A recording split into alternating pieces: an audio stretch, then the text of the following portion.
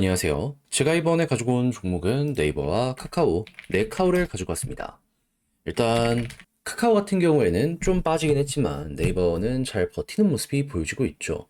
이게 현재 이 시장 상황을 정확하게 추종하고 있는 부분이다. 이렇게 생각을 할 수 있을 것 같은데 정확히 어떤 것들이 떠오르고 있는지 하나씩 살펴보도록 할 테니까 일단 들어가기 전 구독과 좋아요 한 번씩만. 일단 카카오부터 한번 다뤄보도록 하면 정확하게 애플의 전략을 따라가고 있는 것 같습니다. 어떤 거? 자기들이 직접 만들 생각은 없으니까 잘 만들어진 모델들을 끌고 와가지고 너희들끼리 경쟁해라. 우리는 플랫폼 빌려줄게. 그러면서 중간에 수수료를 좀 받으려는 이러한 모델을 최근 굉장히 적극적으로 보여주고 있습니다. 아무래도 만들려고 하다가 실패하다 보니까 그냥 방향 자체를 이런 식으로 틀어버리게 된 것이 아닌가 싶은데, 근데 카카오는 지금 뭘 하고 있다? 전체적인 모델 같은 경우에는 오픈 AI 거를 가지고 오려고 하고 있고요. 지금 보시면 아시겠지만 카카오 택시 이쪽에는요, 제미나이, 구글의 AI 모델 가지고 온다 얘기를 하게 되었다라고 합니다. 그럼 앞으로도 AI 쪽에서 좋은 새로운 무언가가 계속해서 등장하는 모습이 보여지게 된다면 카카오는 이런 것들을 꾸준하게 가지고 오게 될 것이고, 그러면 그동안 이 AI 때문에 성장성의 우려가 엄청나게 많았는데 그게 다시 채워지겠네 생각을 하게 될 수 있겠죠. 물론 누구는 얘기할 수 있습니다. 한국의 데이터가 해외로 빠져나가게 되는 것이 아닌가.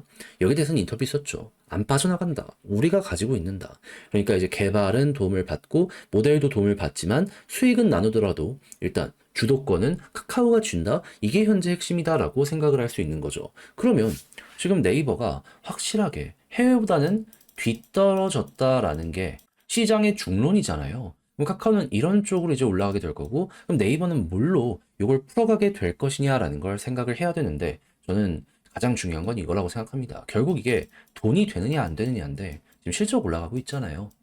쇼핑, 광고, 여기에 연동을 되게 잘 해놓은 상황이기 때문에 얘네들이 알아서 올라가면은, 네, 그 우려는 많이 덜어지게 될 거고, 그리고 추가적으로 AI 헬스케어 이쪽으로 지금 이 이해진 창립자 복귀한다라고 하잖아요. 이거 밀고 가겠다라고 하고 있기 때문에 이 역시도 좋은 성과를 만들어 가게 된다면 결국 이런 부분들 때문에 네이버도 성장성 우려 섞인 거 완벽하게 해결되고 다시금 치고 갈 수 있게 될 것이다. 이거 우리 생각을 할 수 있을 것 같습니다.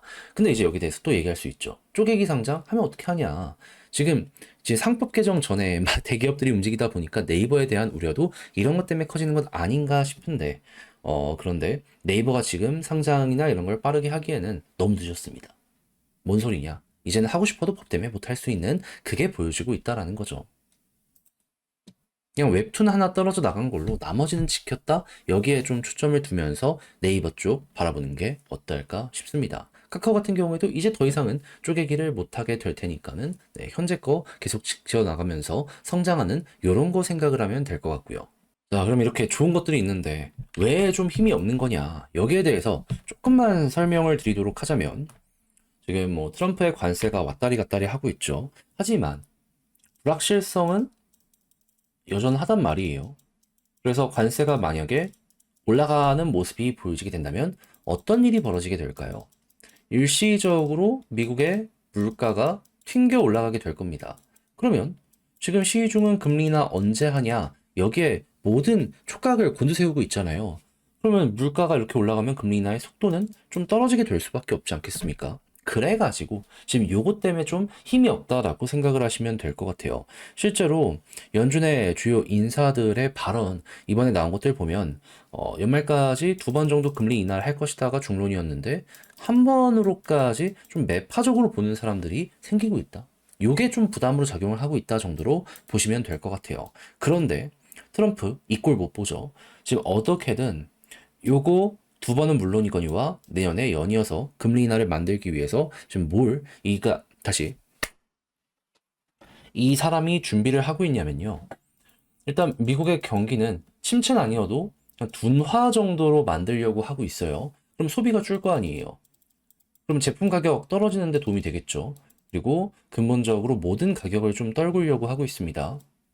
그래서 에너지의 가격을 떨궈서 여기에 영향을 주려고 하는데 결국에 이거는 원유랑 가스의 가격이 제일 중요하거든요. 근데 증산을 하게 만들려면은 어느 정도 수익성이 나온다라는 걸 보장을 해줘야지 기업도 그렇고 오펙도 그렇고 움직이려고 할 거잖아요. 근데 전 세계가 다 같이 증산하면은 그냥 다 죽자. 그냥 미국만 이득 보고 나머지는 너무 힘들다. 얘기가 나오게 될 수밖에 없을 거거든요. 그러니까 트럼프가 지금 당근을 흔들고 있습니다. 그랬을 때 최근에 나왔던 내용이 뭐다?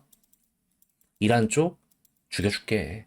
그래서 이란 지금 원유 수출하는 거 10분의 1 수준까지 이제 정상적으로 이제 팔 수 있는 거 없애줄 테니까 이 시장을 너희가 먹어? 해서 오펙이 4월부터 증산한다 얘기했죠. 근데 여기서 끝나지 않고 추가적으로 지금 어떤 소식이 들려오고 있냐면요. 전 세계 원유 매장량 1등은 베네수엘라잖아요.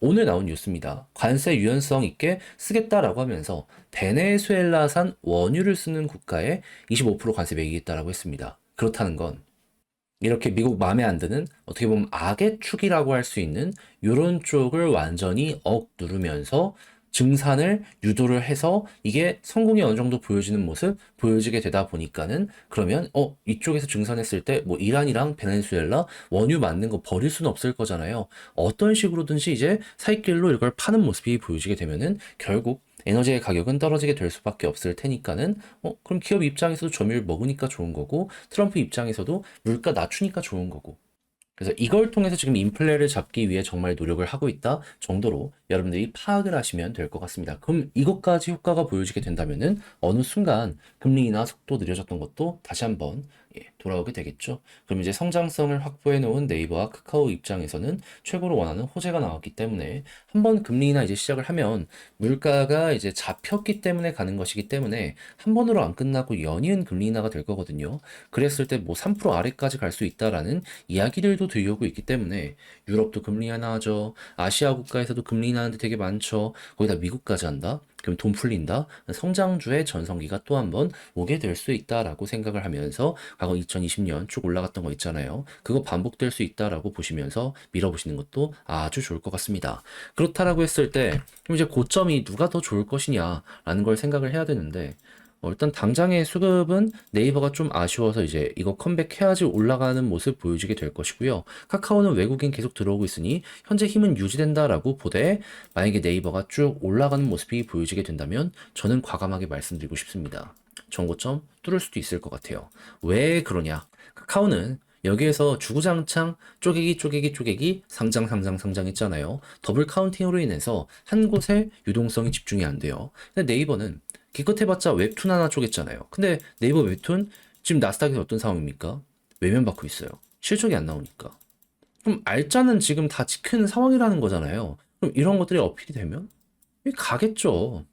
그랬을 때 이때 없었던 AI도 더해지게 되는 것이기 때문에 실적도 좋고 그렇기 때문에 네이버는 이렇게 저는 돌파할 가능성이 있다라고 말씀드리는 거니까 요건 이제 참고 한번 해보시면 되고 카카오 같은 경우에는 그건 좀 힘들다. 그래도 빈 공간들 있으니까는 어느 정도 실적이랑 AI 맞춰가지고 좀 머리가 들릴 가능성은 있다라고 생각을 하면서 쭉 이어가시면 될 것 같습니다. 그랬을 때 그런 상승이 나오기 위해 네이버는 지금 박스권을 그리고 있는 것이기 때문에 여기 돌파하면 속도가 날 것이고요. 그리고 카카오 같은 경우에는 지금 계속 고점이 떨어지는 모습이 보여지고 있기 때문에 요 추세 라인을 돌파하는 모습이 보여지게 된다면 그때서야 이 3년 넘는 하락 추세의 반전이 시작되는구나라고 생각을 하면서 이렇게 올라가는 거 생각을 해보시면 될 것 같습니다. 자, 그러면 지금 본 걸 바탕으로 글로 쓰면서 영상 최종적으로 마무리까지 한번 해보도록 하자면 일단 나오는 뉴스를 봤을 때 어떻다? AI 쪽으로 둘 다 좋기 때문에 그리고 이런 상황에서 지금 좀 힘을 못 받는 건 금리 인하의 속도가 좀 아직 아쉽기 때문에 그런 건데 트럼프가 열심히 하는 게 통하는 모습이 보여지게 된다면 이것 때문에 훅 한번 금리 인하가 시작이 될 수 있으니 그때는 엄청난 호재 시장을 예상해 보도록 하자. 그리고 수급적으로는 결국 개인이 털려야 됩니다. 그리고 올라간다라고 했을 때 네이버 같은 경우에는 박스권 돌파가 언제인지 여기에 이제 보시면 되고 카카오 같은 경우에는 여기 고점 부근, 최근 거 여기 돌파하면은 하락 추세 반전시킨다 생각을 하면서 쭉 밀고 가보시면 될 것 같습니다. 했을 때 단기 폭발력은 카카오가 네이버 올라갔을 때 덜 올라간 게 있다 보니까 얘가 좋을 것 같고, 장기적인 쭉 상승은 네이버가 더 좋을 것 같습니다. 왜냐면 쪼개기 상장이 없기 때문에 과거보다 더 좋아지는 것들이 있어가지고 요게 고점을 한번 돌파시키지 않을까. 자, 이렇게 해서 쭉 한번 봤는데 어떻게 여러분들께 제 내용이 도움이 되었을지 모르겠습니다. 잘 보셨으면 좋겠고, 전 다음에 더 좋은 영상으로 다시 인사를 드리겠다라고 말씀드리며 이상 주식 정리해드리는 주정남이었고요. 끝까지 시청해주셔서 감사드리며 저는 그러면 내일 다시 뵙도록 하겠습니다. 감사합니다.